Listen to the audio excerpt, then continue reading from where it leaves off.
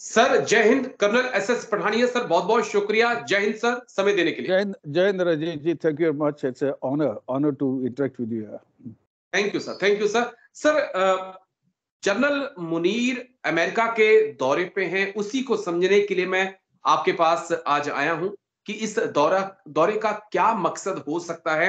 उस वक्त, जिस वक्त फरवरी महीने में पाकिस्तान के अंदर चुनाव भी है, जो अमेरिका के राजदूत पाकिस्तान में हैं डेविड ब्लूम, वो नवाज शरीफ से मिल चुके हैं और साथ ही साथ वो इमरान खान से भी मिल चुके हैं। तो ये जो यात्रा है, हम किस नजरिए से इसको देखें सर? देखिए राजेश जी, इस यात्रा को जो पर्पस अगर हम विजुलाइज करना चाहते हैं तो उसके लिए सबसे पहले हमें ये देखना पड़ेगा कि पाकिस्तान के अंदर इस समय जो इंटरनल सिचुएशन है वो क्या है, और दूसरी है ये टाइमिंग कि इस समय क्या जरूरत थी कि अपनी जो पहली विजिट है मुनीर साहब जो है यूएसए में कर रहे हैं। तो सबसे पहले अगर हम ये समझें कि वहाँ की इंटरनल सिचुएशन क्या है इस समय, पॉलिटिकली, इकोनॉमिकली और स्ट्रेटेजिकली पाकिस्तान पूरी तरह से फेल हो चुका है। ठीक है। अभी सुप्रीम कोर्ट या और दूसरे तो देखिए कि तहरीके इंसाफ की बात करते हैं या इमरान खान की बात करते हैं, जो सबसे लोकप्रिय नेता है वहां पर, और लोग उनको सपोर्ट कर रहे हैं, उनको इन्होंने पूरी तरह से कॉर्नर कर दिया है जी। उसके बाद जिस तरीके से नवाज शरीफ की एंट्री हुई है और अदालतों ने उसको बरी कर दिया है, उसको वो लाडला बेटा भी बोलते हैं पाकिस्तान का, वो एक इम्पोर्टेंट एस्पेक्ट है। इमरान खान की पार्टी को, तहरीके इंसाफ को, क्या ये पूरी तरह से माइनस कर पाएंगे? ये पाकिस्तान में बातें चलती हैं क्योंकि उनको रिस्पांस बहुत ज्यादा मिल रहा है और नवाज शरीफ को रिस्पांस नहीं मिल रहा है। दूसरी बात यह है कि मुनीर जो है इस समय इसलिए भी वहां जा रहे हैं क्योंकि इनकी जो सिचुएशन है अफगानिस्तान के साथ, इनकी जो रिलेशनशिप में जो दरार, बहुत बड़ी दरार आ चुकी है।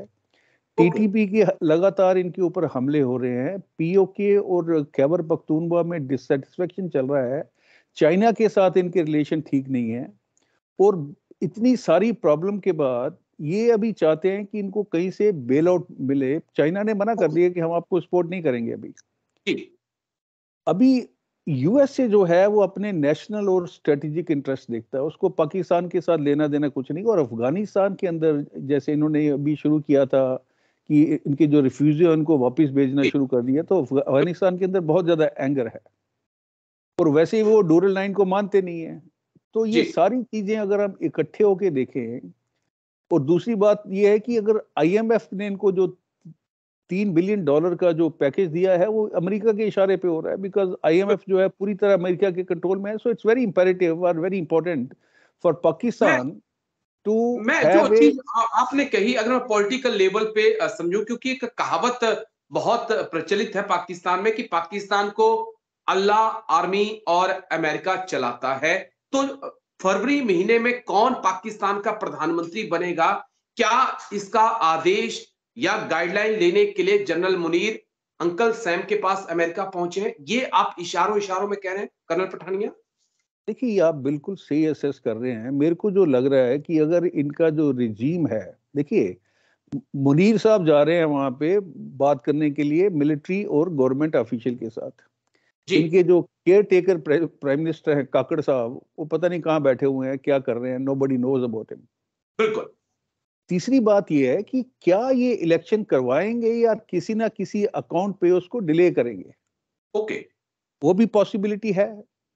और इमरान खान की जो पार्टी है, क्योंकि आपने देखा होगा इमरान खान ने अपनी पार्टी का प्रेसिडेंट किसी एक वकील को बना दिया है, और उसके जो सारे जो उनके जो लीडर थे वो कहीं ना कहीं डरा धमका के उनको अलग अलग पार्टी के साथ अटैच कर दिया है।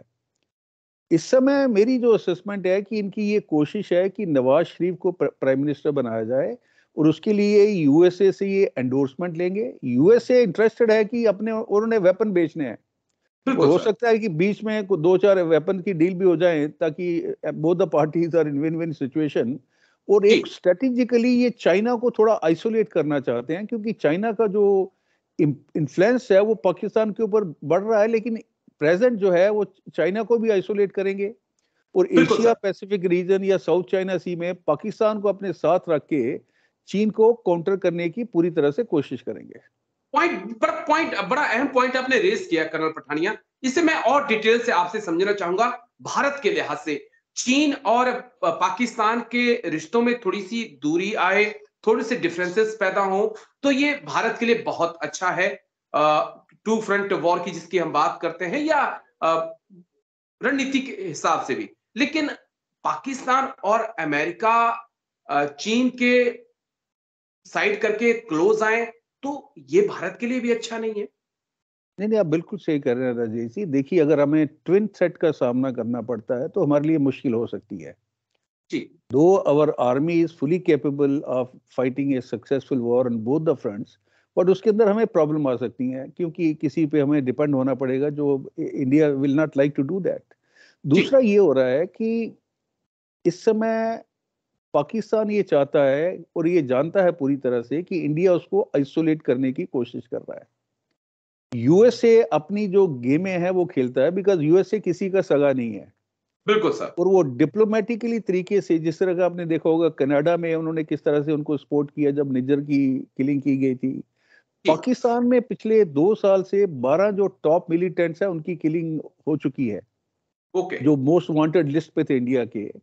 और उसके लिए जो पाकिस्तान है इनडायरेक्टली वो इंडिया को ब्लेम कर रहा है, और इंडिया को ब्लेम करने का मतलब है कि रॉ को ब्लेम किया जा रहा है, लेकिन उनके पास कोई सबूत नहीं है। तो पाकिस्तान ये भी चाहता है कि अमेरिका की सपोर्ट से इंडिया जो उसको हर फ्रंट पे आइसोलेट करने की कोशिश कर रहा है उसके अंदर कुछ विराम लगे, और इंडिया जो है ये यूएसए के साथ मिलके इनको थोड़ा सपोर्ट करें, ताकि ये किसी तरीके से पटरी पे आ जाए। और पाकिस्तान का पटरी पे आना बहुत जरूरी है, क्योंकि एक न्यूक्लियर नेशन है। अगर इनके पास जो बॉम्ब है अगर किसी गलत हाथ में पड़ जाते हैं तो वो पूरे वर्ल्ड के लिए डिजास्टर होगा। पाकिस्तान ये भी थीम बेचने की कोशिश कर रहा है काउंटर टेररिज्म की, उसके ऊपर भी शायद यूएसए के साथ बात होगी। अभी आप इमेजिन कीजिए, एक कंट्री जहां से आतंकवाद पनपता है, पूरी दुनिया में फैलता है, और कोई भी ऐसी हादसा नहीं है जिसके अंदर पाकिस्तान की इन्वॉल्वमेंट डायरेक्टली या इनडायरेक्टली ना हो। तो ये अभी काउंटर टेररिज्म की बात करेंगे, यूएसए के साथ कुछ समझौते करेंगे, डिफेंस डील करेंगे, बायलैटरल इशू को इंप्रूव करेंगे। बट इनका जो मेन मुद्दा है कि कहीं ना कहीं से कुछ पैसा मिल जाए ताकि देश जो है अपने आप को सस्टेन कर सके। मैं बस एक आखिरी सवाल जो समझना चाह रहा हूं आपसे, बड़ा इंटरेस्टिंग सवाल है कि पाकिस्तान के अंदर क्या प्रधानमंत्री की कोई बैली नहीं होती है, चाहे काकड़ आ जाए, इमरान हो या फिर शहबाज हो या नवाज हो?